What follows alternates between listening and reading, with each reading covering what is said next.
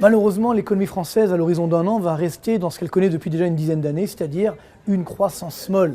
Il n'y a pas de miracle, pour une raison simple, c'est que la France reste l'un des grands pays, l'un des derniers grands pays, à refuser de moderniser fondamentalement son économie. Alors bien sûr, on a eu la loi Macron, etc., des réformettes ici ou là, mais nous restons sur une économie extrêmement rigide, avec trop de pression fiscale, trop de pression réglementaire, une dépense publique trop élevée. Donc ce qui fait que malheureusement, on reste sur une croissance molle. Donc on sera autour des 1% cette année et un niveau à peu près identique l'année prochaine, avec quand même des incertitudes, notamment autour de la crise chinoise, du nouveau krach financier, qui pourrait casser le peu de croissance qui nous reste aujourd'hui.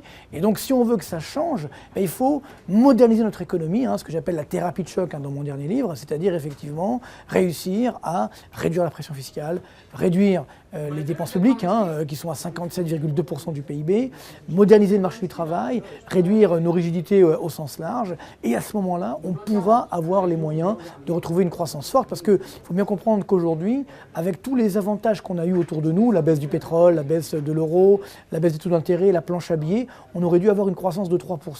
Or, on fait seulement 1%, ça veut dire que si on n'avait pas eu ces aides, on serait peut-être aujourd'hui en récession.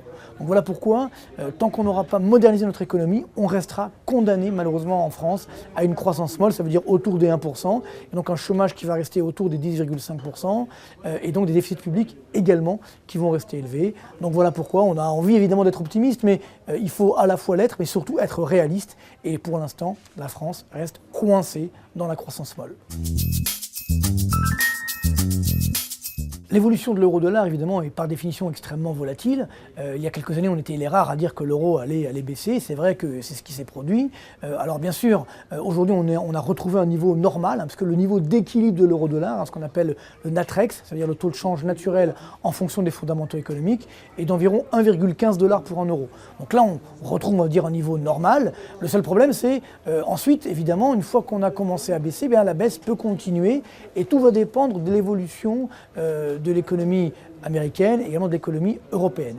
Et le problème, c'est que les Chinois aujourd'hui sont en train de faire baisser le yuan, les Américains essayent de répondre en dévaluant le dollar vis-à-vis d'autres devises et notamment vis-à-vis de l'euro. Donc voilà pourquoi l'euro remonte un petit peu, mais attention, ça ne va pas durer parce que si l'euro remonte, ça casse le peu de croissance que nous avons et donc ça va de nouveau engager la zone euro dans une quasi-récession et là, l'euro repartira évidemment à la baisse, tant que les Américains risquent d'augmenter un petit peu les taux d'intérêt.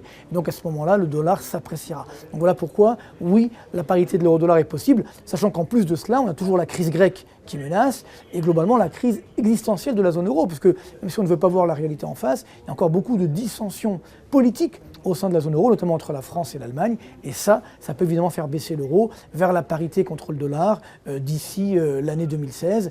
Donc c'est tout à fait un scénario probable, même si globalement on préférait qu'on se maintienne autour des 1,15 $, mais néanmoins on peut baisser temporairement vers la parité avec le dollar d'ici l'année 2016.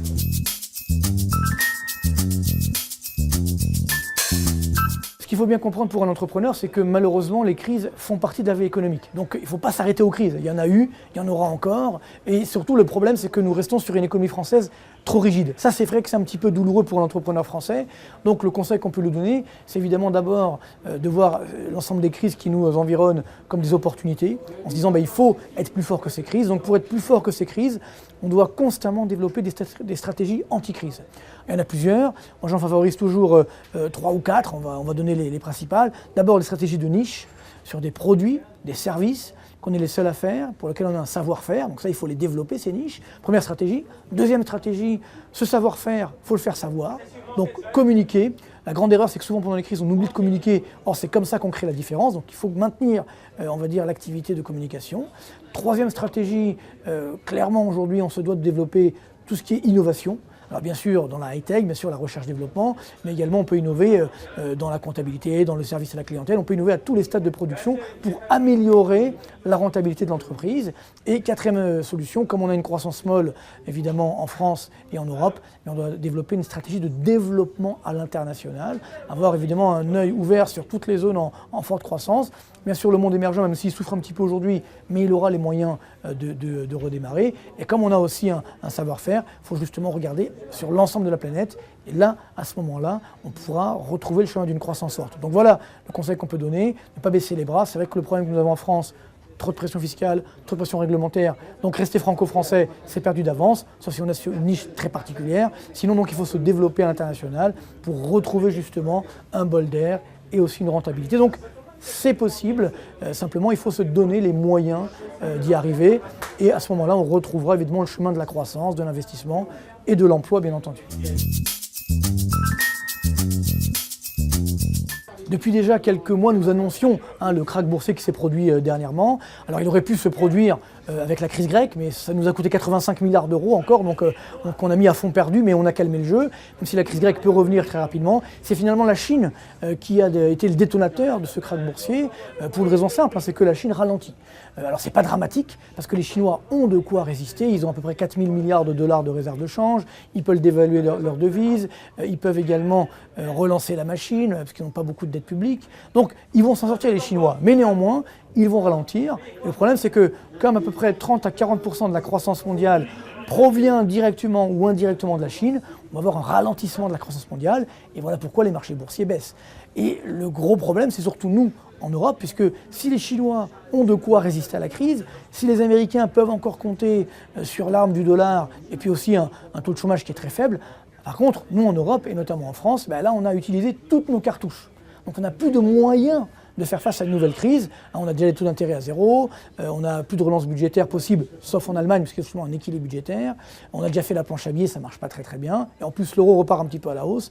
Donc tout ça fait que malheureusement, la zone qui sera encore une fois la plus menacée et la plus concernée par cette nouvelle crise, c'est comme en 2008, ça sera la zone euro. C'est là où il y a la plus forte récession et le plus fort ralentissement économique, c'est dans la zone euro en 2008. Ça sera malheureusement encore le cas avec cette nouvelle crise, notamment et en particulier en France, qui reste une des dernières grandes économies à refuser de se réformer, de se moderniser. Donc c'est pourquoi il faut absolument faire très vite une thérapie de choc pour réussir à sortir par le haut de cette crise qui malheureusement n'est pas terminée, va durer au moins jusqu'à la fin 2016.